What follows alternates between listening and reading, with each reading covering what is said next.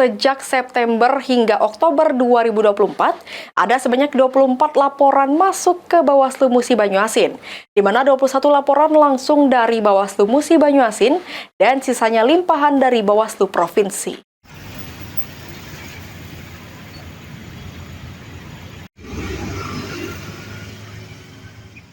Sejak September hingga 21 Oktober 2024, ada sebanyak 25 laporan yang masuk ke Bawaslu Musi Banyuasin.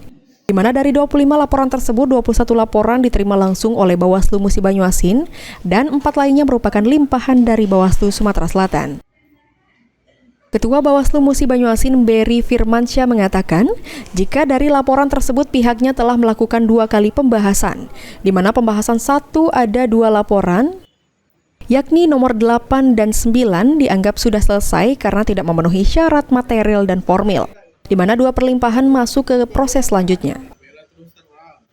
Sementara untuk pembahasan 2, Berry menyebutkan ada 1 laporan yang dianggap selesai dan 2 laporan dilimpahkan ke Gakumdu untuk diproses. Sudah ada berapa laporan masuk dan seperti apa tindak lanjutnya? Sejauh ini ada 25 laporan, yang mana 21 laporan yang kami terima di Bawaslu Kabupaten Musi Banyuasin dan 4 limpahan dari Provinsi Sumatera Selatan. Pak, ini tindak lanjut dari 25 laporan ini seperti apa sekarang perkembangannya?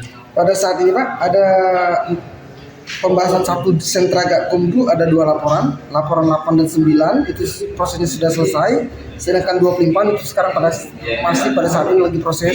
Kemudian pembahasan 2 Sentra Gakumdu 15 selesai, laporan yang 15 itu selesai, laporan 16 dan 18 itu masih proses.